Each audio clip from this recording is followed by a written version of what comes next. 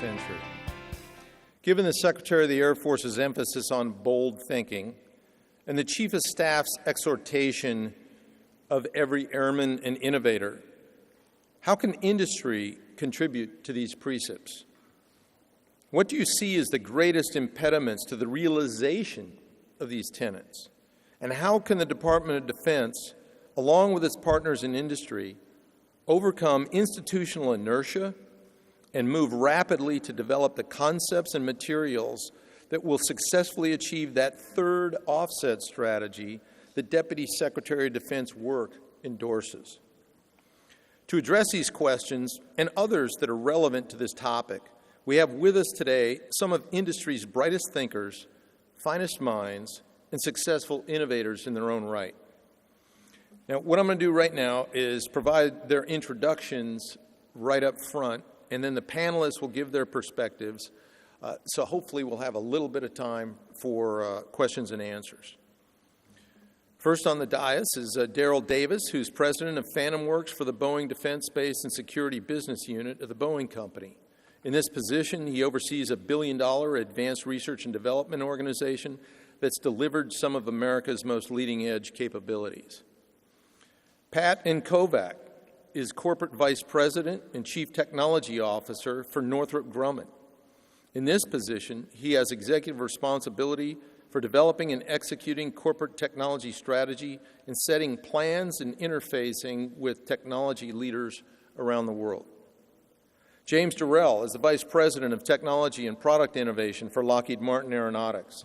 In this capacity, Jim is responsible for leading technology maturation and transition for all aeronautics airborne platforms to improve their lethality, survivability, and affordability. Jimmy Kenyon is Director of Advanced Programs and Technologies for Pratt & Whitney. He's Pratt & Whitney's next-generation fighter engine general manager. Retired Major General Mark Matthews, you all met this morning. He's Vice President for Air Force Programs at Raytheon. As a former Commandant of the Air Force Institute of Technology and both the Director of Plans and Requirements at Air Combat Command, and later a consultant to the Air Force Scientific Advisory Board, he's well-versed in technical innovation. And finally, Bob Ashton began working at Aurora Flight Sciences after retiring from the Air Force almost 9 years ago. Aurora's Orion remotely piloted aircraft recently demonstrated 80-hour sortie endurance in a test flight. Bob works with the services and COCOMs to provide innovative ISR capabilities. So with that set of introductions, please welcome these folks to the stage and we'll get started.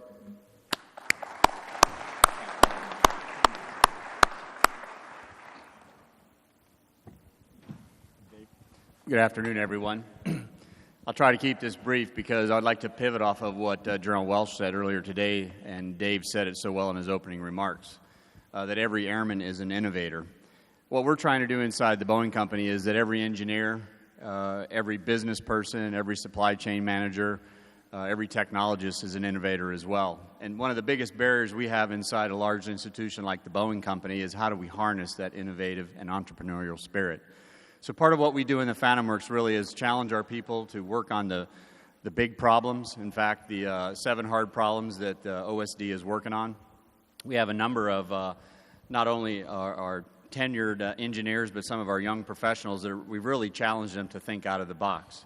And for those of you that have worked with young professionals, they just think differently than the way, being in the business for 30-plus years, it's pretty fascinating. They just work differently, they think differently, and how do we capture that innovation and entrepreneurial spirit? So one of the biggest barriers we have as a large institution is allowing them to flourish with their ideas, and not say no. And that's one of the biggest things we do in the Phantom Works is it's not no, it's why do you think that could work? And then from there it starts a fascinating conversation. That's part of what we do to engage, and when we have those conversations not only internally, but when we do it with airmen as innovators, we really see some amazing things happen. They turn into ideas and concepts that actually could become reality. And what we do there is we then try to put it into a virtual world of, if I had it, how would I use it, and what could it do? And that's part of the engagement we do with some of the community of interest here, particularly the Air Force. We do it with the other services as well. And then we next step back, if it has a dramatic impact in a capability, in a simulated battlefield environment or air environment? How do you prototype it? What technologies are needed? What technologies are real? What technologies should we be investing in? And that's really what we're trying to do at the front end, to be innovative up front and not tell someone their idea is a bad idea, because there are no dumb ideas. And that's how we've been harnessing the power of innovation in the 21st century. And it really comes down to the people. As the chief said about all the airmen in the room, it is about the airmen, it's about the people, and it's about how we leverage those big ideas as opposed to just saying no. Thanks, Darryl. A couple of quick points there. One is, General Welch talked about innovation sort of being part of a DNA, and I would say certainly from Northrop's perspective, our biggest asset is our innovation, and it really does depend on the strength of our human capital, and that's our scientists, our engineers, our mathematicians, and technologists of every type and discipline. And we've got to seed it, and we seed it by our great educational institutions, but we keep it sharp, and that's important, by feeding it these bold challenges and hard problems. We need an alignment of bold thinking and strategy in order to achieve that. And, I really like the idea as the Chief Technology Officer of looking to the future and seeing something like a third offset strategy. That really does give us that bold challenge and hard problem. It's pushing hard on innovation and R&D to create advantage over and above technology that you can get in the commercial domain, because guess what? It's not good enough just to be rapid adopters of commercial technology. Everyone has this. We have to push our thinking to creating innovative and offsetting advantages. And it's not risk-free. We talked about that earlier. And our budget priorities have to recognize that and balance both the long and the short-range horizons. And as a technology guy here, I feel like, I really need to offer up several areas where I think we can invest to create some of these innovative and offsetting advantages. So first, I wanted to just leave with the idea of secure and open mission systems architecture. And sometimes that idea, secure and open, seems paradoxical. How can you have something that's secure and yet have an open systems about it? But there are ways to do that. And when we fundamentally rest our architectures based on that idea, we can get systems and products that can be quickly and economically refreshed with new technology, and where they can be both trusted and cyber hardened. And second, I know that we need a next generation of sensor and targeting capabilities that utilize machine learning and cognitive systems. There we could accelerate the pace of measure and countermeasure in the battlefield. So you can get out of the acquisition timeline, which is months and years and sometimes even decades, to a real-time timeline, down to nanoseconds or microseconds, using this machine learning and advanced autonomy. Combat clouds, protected comms, all enabled by that open mission system architecture. And certainly, speaking of autonomy, this is a rapidly advancing area. And we've all seen extraordinary and persistent ISR offered. But then we're moving to swarming behaviors for next-generation air dominance and strike. We bring to the table a comprehensive understanding of and experience based on manned and unmanned systems, as well as the value of manned and unmanned teaming. And then finally, in advanced materials, stealth, and scalable manufacturing, there are outstanding initiatives underway, from nanotechnology to additive manufacturing, to advanced composites and highly capable materials, to scalable production lines and centers of excellence for manufacturing to really stretch to meet capacity. These combine to wield a unique, differentiated, and affordable force, and they continue to provide us the kind of advantages in speed, signature, and agility that we need. And as for stealth, at Northrop, it has been a defining quality for us. It's in our past, it's in our present, and it's in our future. Now, there are obvious impediments that can keep us from this goal. We talked a little bit about budgets. Can we get the right balance between the needs now and our future? The R&D priorities, can we strike the right balance to ensure we get real offsetting advantages?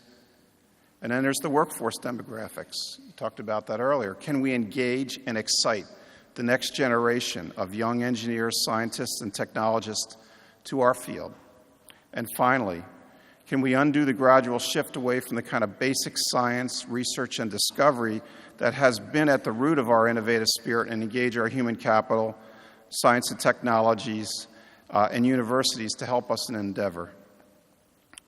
I do believe that we can succeed in this endeavor by building around, again, bold thinking on hard problems that excite the innovative spirit, by engaging and inspiring our amazing workforce, and really embracing this partnership between industry and the Air Force that has served us so well. Thanks. Thanks, General Deptula, and thanks to the AFA for the opportunity to participate in this panel. At Lockheed Martin and the Skunk Works, we're trying to address that third offset strategy by placing a larger IRAD investment on those lists of technologies, short list of technologies that really drive lethality, survivability, and affordability. And we're also trying to focus on technology demonstration and technology transition.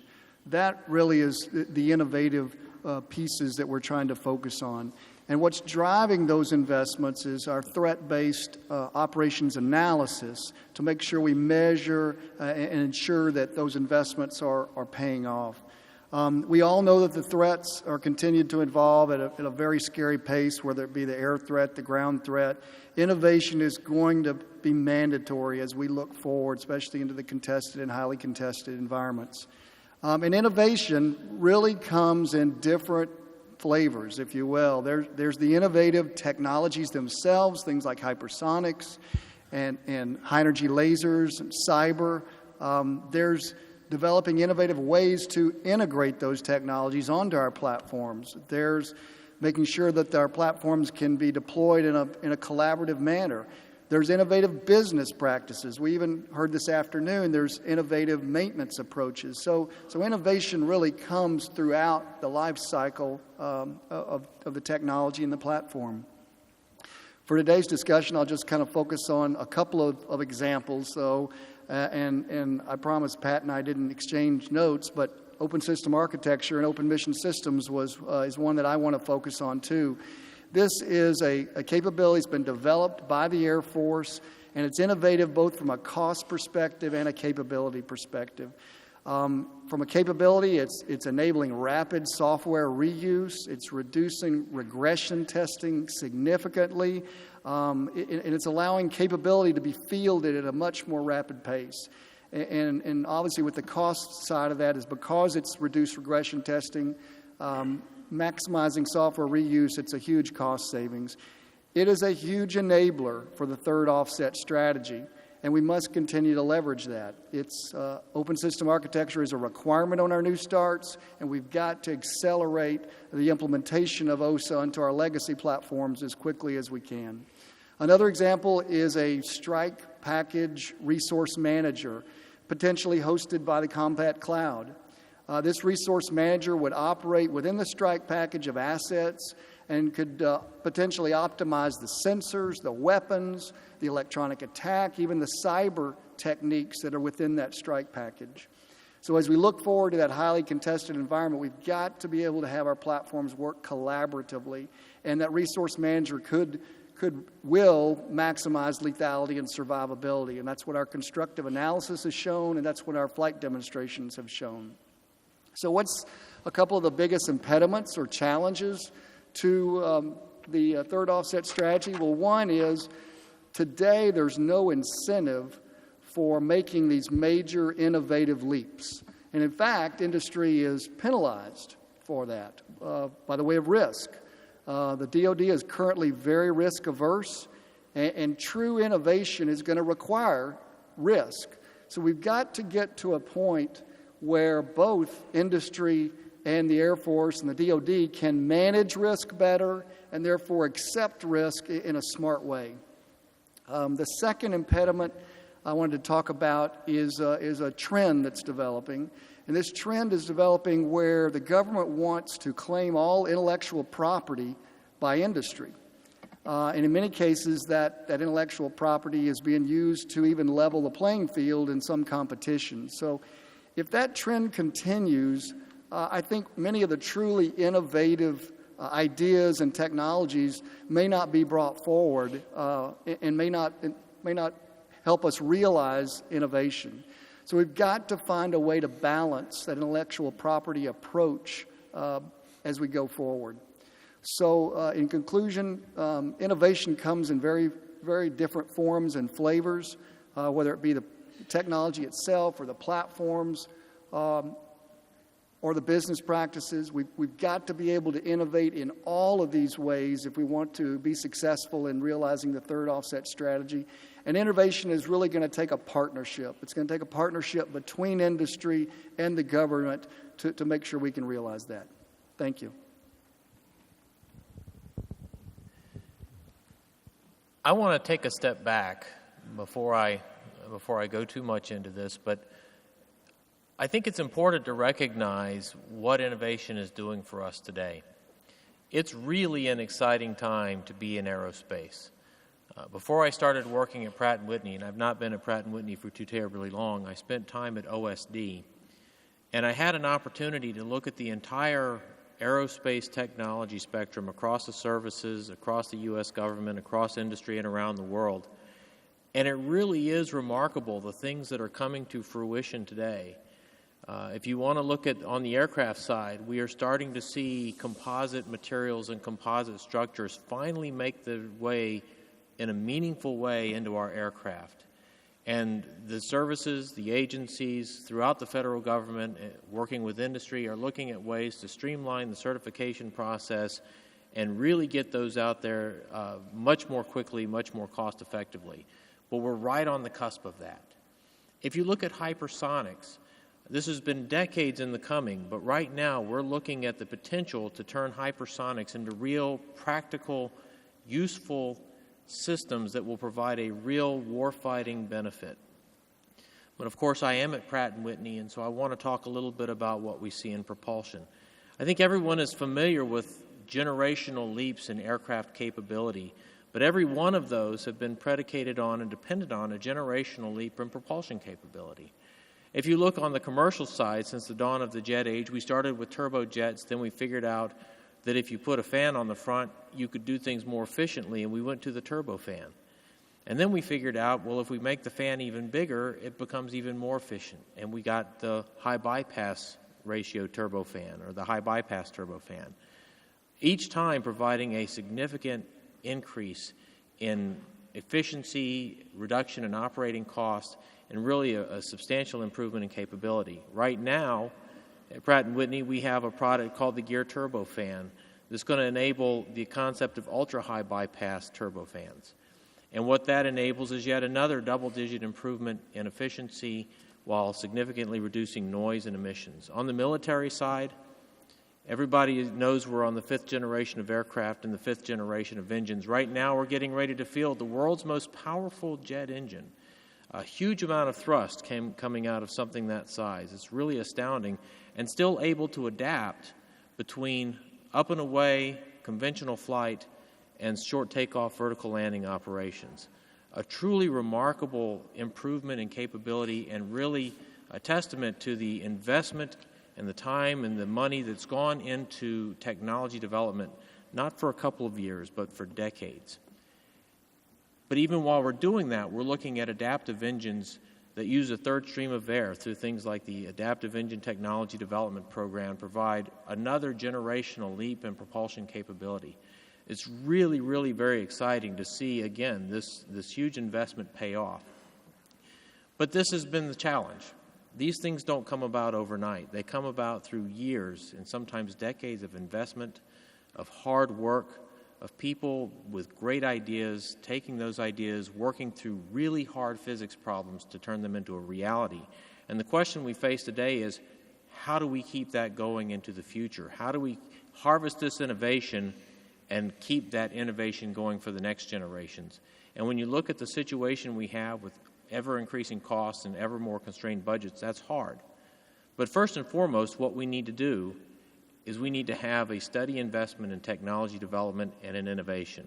We can't cut the siphon off. And when you have a dwindling budget, it's really tempting to do that because you're not going to need this stuff for 10 years, and you can wait a year, you can wait 2 years, and it's not going to make that big of a difference, but it does make that big of a difference.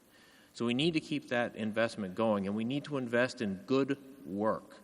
We need exciting programs and projects for young engineers to work on because that's what's going to bring them into the business, and that's what's going to make them want to do this work. And we need to give them the chance to succeed. We need to allow them to make decisions, to make those hard technical judgments. But that's another kind of an impediment we have is a growing sense of risk aversion, where it's harder and harder to make a decision. You need more and more people to make a decision, and that simply drives costs and time and is a big reason why things take so long and cost as much as they do today. And it also doesn't help us attract those young people and allow us to get those innovative ideas forward more quickly. So we've got to do something about risk aversion. And then, of course, James had already referred to that, and he referred to this as well.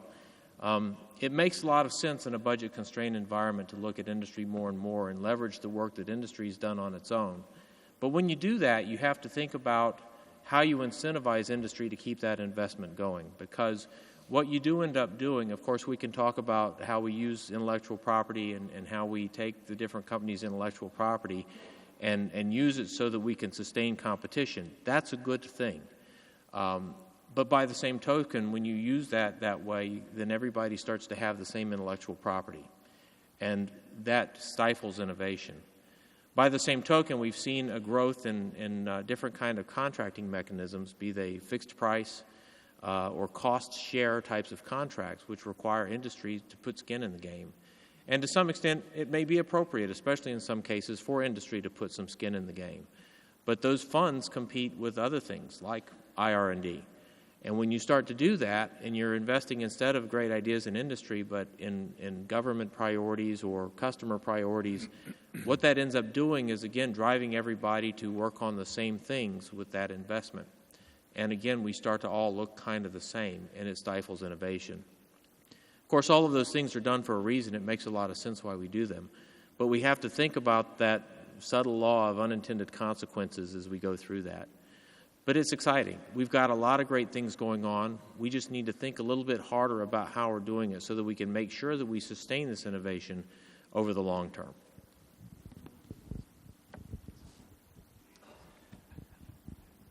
Again, thanks to General Deptula for inviting me to participate in this panel. I kind of figured he must have been scouring the dregs of the barrels since I had the opening and the closing panel today to find someone to round out the panel. But I appreciate the opportunity to address this subject, which is very important to the Air Force, to Raytheon, and to me personally. I just note that after more than 13 years focused on counterinsurgency, the Department of Defense has realized the need to address an extant threat, one from the only peer that can actually match the military power of the United States. As a result, with DARPA, they have initiated a program referred to as a Long-Range Research and Development Planning Process. It has this rather tortured acronym, LRDRP. No one's actually quite figured out how to pronounce it yet. Its goal is to highlight and focus new concepts in supporting technology in countering an imminent threat, a threat that was starkly illuminated by the loss of 108 aircraft in just 18 days by America's key ally. Now, if you're not quite sure what I'm talking about, I'm not talking about 2015, I'm talking about 1975. And that's what, it wasn't called DARPA at the time, it was called ARPA, had initiated a program, and it had the same acronym, LRRDPP, and the same process, but there was a difference between what they did back in the early 70s and the process that has now been initiated by the Department of Defense. And that difference, when you look back through the report, was from my perspective, was the involvement of industry. Industry just didn't provide inputs, as we have done this week, as a matter of fact, for Raytheon and other companies. Industry was intimately involved in the process. Industry members actually led some of the panels that were part of that process. It was very much a partnership with the government, with ARPA and the Department of Defense. It's also important in the original construct to note that what made a difference at that time were not only the innovations that came out of that, but how the innovations came out. I think the thing that, in retrospect, that you would note is that it required not only bold vision, but bold leadership on the part of the government and on the part of industry. People like Ben Rich of Lockheed Skunk Works, who's generally acknowledged as being the father of stealth, and before him, Kelly Johnson, from the same organization, and others within the Department of Defense and as well as the individual services. Certainly no one individual enables such an enterprise, but one can't underestimate the importance of just having that kind of leadership and that vision to bring something to bear. I had the opportunity to read an interview by John Sculley, who was a former chairman of Apple Computer. You may remember Sculley was the CEO who fired Steve Jobs back in 1985. And in retrospect, Sculley admitted that at the time he did not recognize the important difference in leadership that's necessary to shape an industry as opposed to just be competitive in that industry. When you're only trying to be competitive, you're worried about your stock price, about bookings, about margins, because if you don't pay attention to that, you're gone. But if you really want to shape it, you're willing to take those kinds of risks, and you're able to convince your board of directors, your investors, and the people, importantly, that work for you, you infuse them with that vision. And sometimes you have to do it in a way that involves some bloodletting, such as what Steve Jobs did when he returned to Apple in 1997. He not only brought a vision, but he had to reshape Apple Computer to take it along that path that ultimately led it to be the first company in history to be capitalized at $700 billion today. I think we see the same thing in defense, that today one of the biggest impediments are the lack of incentives, the lack of risk-taking that we've all talked about, the willingness to allow risk to enable bold leadership, bold vision from both industry and from the government and from the services. So the question I would ask today, who is that next leader, both in industry, in the Air Force, in the Department of Defense, that's going to embrace an idea, call it a conspiracy, and we can be co-conspirators together to infuse something, whether it's hypersonics or directed energy or that very special thing that Raytheon is working today is going to change the future tomorrow, that thing that I'm not going to talk about. Well, I am going to talk about some of Aurora's products. One of the innovations I think that happens, we've alluded to it, is in small business we have innovation happening all the time. So I'd like to at least take you through a little bit of an overview of who is Aurora. We've been on the cover of Aviation Week, sometimes a hallmark of innovation itself. We are an autonomous aviation company. We have been around for over 25 years. And the way we describe innovate or define innovation is young, very high-quality engineers. The STEM program is a big part of what we do to bring in engineers at the high school and college levels. And then we try to incentivize them and allow them to kind of do their own thing and research and bring in new capabilities. Yes, they play with SBIRs. We do a lot of work with DARPA. Some of those culminate with a long-endurance flight that General Deptula alluded to on Orion, 80 hours in December of last year out in California. But those are all exciting for our engineers to see, exciting for all of us to see, exciting for the industry to see. And some of the things that it takes to do that innovation are unique maybe to a company like Aurora because we're privately held and we can experiment a little bit more. We have a little bit more flexibility in the confines of a privately held company. But they apply to larger companies, but they also apply to some degree to the DoD. And as we are allowed to innovate, as we've alluded to, take risk, that's one of those forms that we see technologies, do the disruptive technologies and game-changing technologies across the years. And we certainly need to see those as the time marches on with sequestration or budget constraints.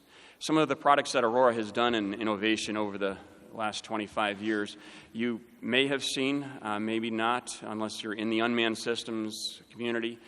Two of the core competencies of Aurora are autonomous aviation and complex composites, and you'll see those in each one of our products. As Dr. Kenyon alluded to, complex composites are what make lightweight structures stronger and certainly enable some of these technologies to be born into a solar-powered airplane like Vulture, a DARPA program from years ago, the concept to fly for 5 years, and we were part of that early phase competition. Maybe another that you would have seen called Excalibur, where a VTOL-capable unmanned aircraft, yet high-speed capable, something like a V-22 Osprey, down to the work we do with Sikorsky to support the next generation of heavy-lift helicopters for the Marine Corps, and certainly the Orion aircraft, and I'll talk about that just in a moment as well, down and into space satellites, small basketball-sized spheres, they're called, work we do with NASA to help work with high school students and colleges to develop autonomy in space, and we certainly collaborate with NASA to make that happen. But those are all examples of innovation, and so pictures help us to tell those programs and many more like them. The idea of autonomy is certainly necessary when you start talking about long-endurance flights. So autonomy for the Orion aircraft is designed for multiple-day, multi-int, and the way we look at innovation is to integrate several of those aspects we've talked about of risk, using SBIRs, in fact, using different technologies, open architecture and modularity. But at the end of the game, you need to have autonomy so that you're less manpower intensive, because we can't rely on manpower that's too expensive. We can't afford the life cycle costs. And we certainly can't afford to have pilots in the cockpit in every mission, these dangerous, dull, dirty, dangerous types of missions. So the Orion is on its way to demonstrate further in the missions and applications that are necessary for persistent surveillance. It's a buzzword. The Chief alluded to how we need autonomy and we need to take risk in that world. It's alluded to in several of the policies that you'll see at the Department of Defense, the new 5000 series, the S&T plan for the Air Force, and we certainly want to leverage the technologies that are coming out of the commercial sector as well, in the composites world especially, in propulsion world. So we tried to do that on the Orion program, and as we see that mature and potentially deploy to support our national security interests, the Orion is one of those examples that we believe innovation was critical in making it get to this point. And so in our perspective, my perspective, the leadership, as we've each asked for, is we need leadership, we need risk-taking, we need champions that are able to move those ideas from just a concept piece of paper into actual implementation and design build. Where does that come from? It comes from multiple sectors. Sometimes it's persons that are political appointees, sometimes it's careerists, but we certainly need to leverage that and ask for that leadership. The way it keeps on coming about is sometimes the words describe rapid prototyping. That's certainly part of the new 5000 series, rapid prototyping. It's part of the Secretary's strategy, rapid prototyping, and in ways where you might try it till you like it, and then if you like it enough, you'll buy it. It doesn't mean you're committed to programs of record. It doesn't mean you're a 30-year life program. In many of these fast-moving technologies in autonomy, that the life of the technology may be just a few years, not a dozen years, but a few years. And certainly, we have to be engaged. The DoD has to be engaged with industry. We have to look across industry, not just defense-related. And I think that's happening more and more as we have fora like this that allows those opportunities.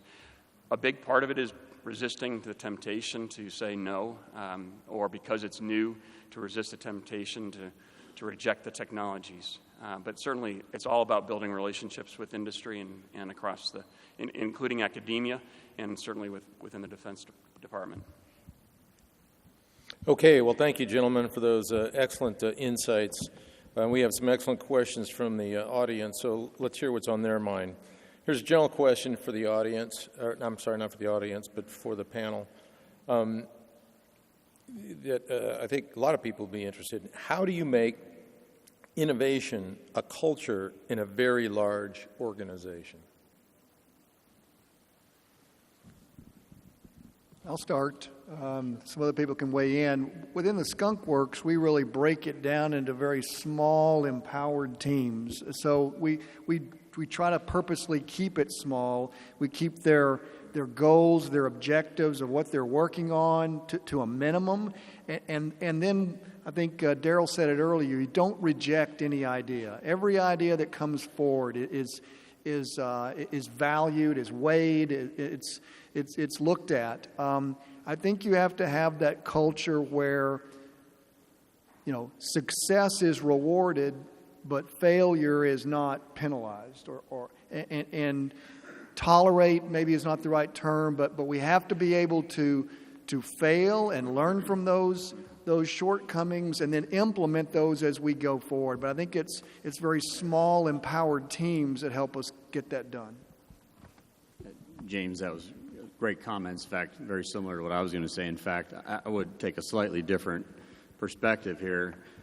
While things may not work out the way you thought they would when you empower a team to do something, there is no failure because you've always learned something when you do it. And the cool part with young professionals is if they don't get the chance to do it and we don't empower them to do it, they won't be willing to. We use the word risk. To me, it is not risk.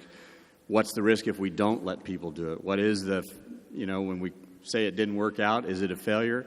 It absolutely isn't, because the young professionals have learned how to do things. We've empowered them to do it, and they will go on to be the next great scientists and innovators in this industry. So the culture that we've tried to create in the Phantom Works is, once again, to empower people, find those projects. Some of the tools that we're using internally, which I wouldn't be surprised to hear from the rest of the panelists, is some of the crowdsourcing things we're trying to do across the Boeing enterprise, not just inside the Phantom Works, but across the 150,000 plus employees of the Boeing company, which is a global company. So how do you leverage that entrepreneurial spirit, and allow people to crowdsource and come back with better ideas, and then give them the opportunity to prototype it, whether it's virtually or with real technology? That's great points. And what I would add is that there's huge value in the big companies because there's value in a broad range of solutions, a diversity of opinion, bringing together problem-solving teams that can look at things from so many different aspects, and then valuing the folks who are on that team. We've got to make sure that they understand the value that they bring to our organizations as well as the department, because it's all part of reinforcing this idea that an innovator is someone who's important to the company, who can take risks on behalf, will be rewarded, and will be fed hard problems and the kinds of teams and frameworks and management capabilities that will support them over the long run.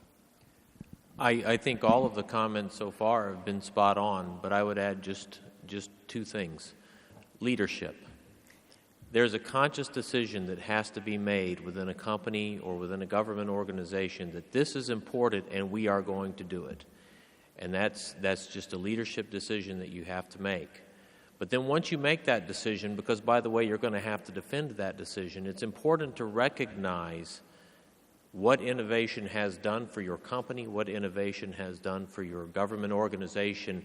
Where did this go? Even the failures that we learned from, what did we learn and how did we use it? But it's important always to understand, looking at the products you have, looking at the systems you field, where did that really come from? Where did that innovation come from?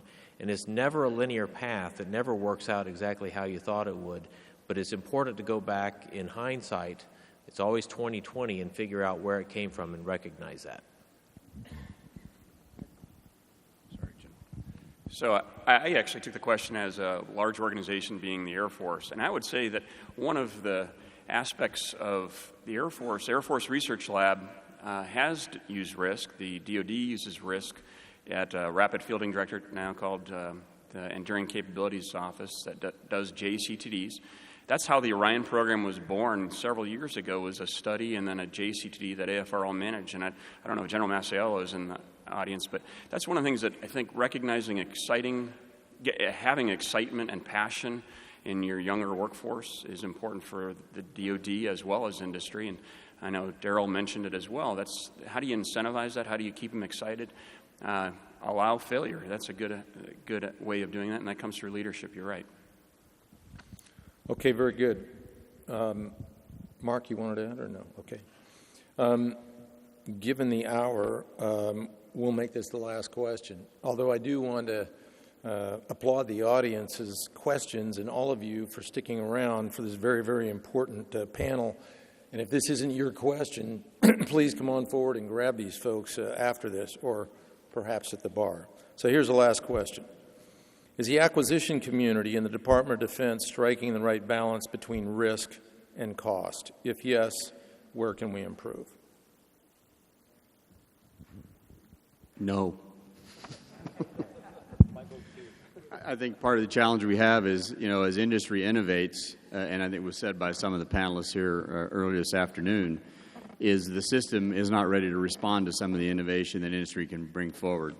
It doesn't matter whether it's a innovative product, could be an innovative business model, it could be an innovative support concept.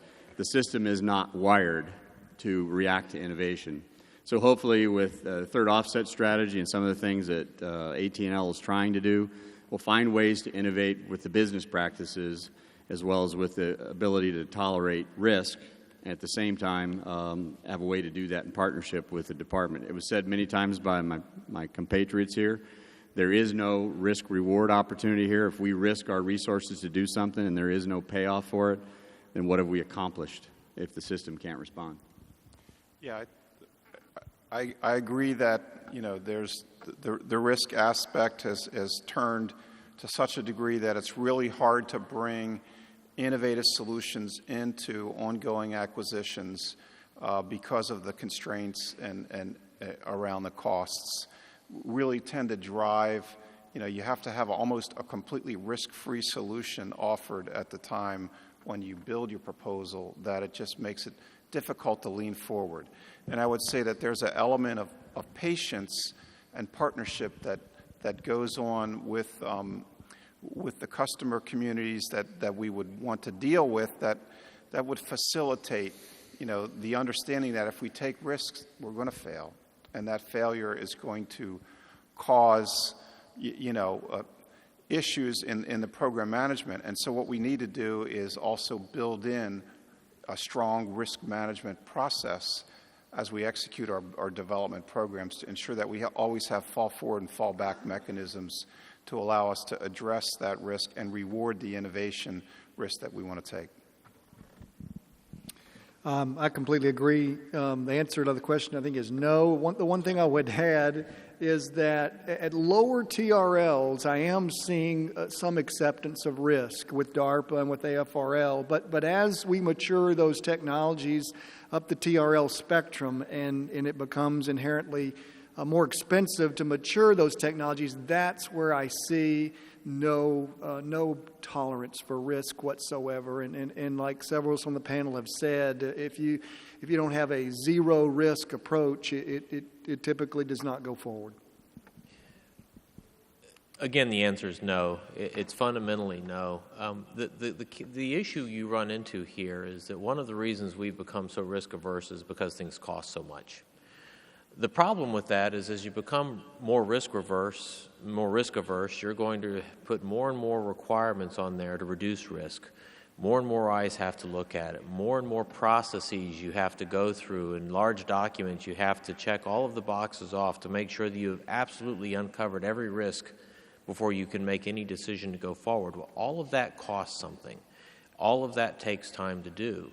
And then you add that cost and you add that time, and guess what? Now it's more expensive and it's more critical for you not to have any risk because it's just that much worse. And it becomes a spiral that feeds on itself. And that's where I think we're a little off track.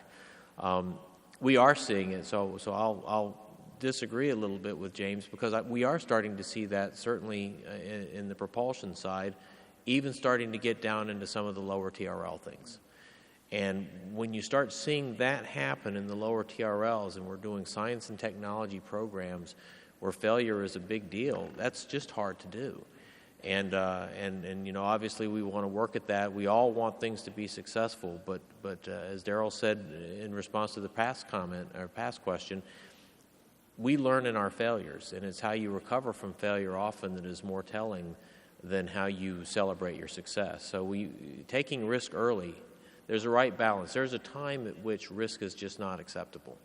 But early in the development process and early in the innovation process, when you're looking at really new ideas and you're trying new things, we have to be able to take risk. One approach you do to deal with that is something called fail fast.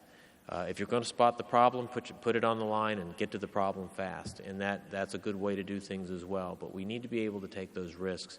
and celebrate failures from the learning we get, and then get the risk out for later on when things really do become more expensive and more critical. I guess it would be no surprise for me to say no. I'll go back to what I said in my remarks. I think the way you overcome that, the way I've seen it overcome in the past is, again, develop these co-conspirators, I call them, inside the service, inside the Department of Defense. You know, President Reagan was a guy that championed the idea of Star Wars, and a lot of people called him nuts for doing that. But it is remarkable to see that we are actually have evolved to the point where we can develop a credible missile defense because he had a vision and he was willing to champion that idea. And it infused the nation. It gave a sense of hope where before there was no hope, this ridiculous idea of mutual assured destruction. What a crazy way to defend a country. He said, this is just stupid. Let's use a little common sense here. And sometimes you got to have people that will stand up to the system, to the bureaucracy, to the 5000 series, and they'll say, you know, we're just not going to go do this. The country needs this kind of capability. We're going to take risk here. I know this isn't proven, but this idea is bold enough that it can really change the equation. And if you embrace that, then you can move forward beyond low TRL levels. Now, it doesn't get at a lot of the nuts and bolts of the things we do, and we still need to revise our acquisition processes, get away from LPTA, which is anathema, to innovation. But I do think that if you can wrap your programs around these big, bold ideas and carry that vision forward to the American public, whether it's the SecDef, a service chief, or perhaps even the president, that you can move forward. So the one part of the equation we have a hard time talking about is Congress. Will Congress let you get away with some of the risks and failures?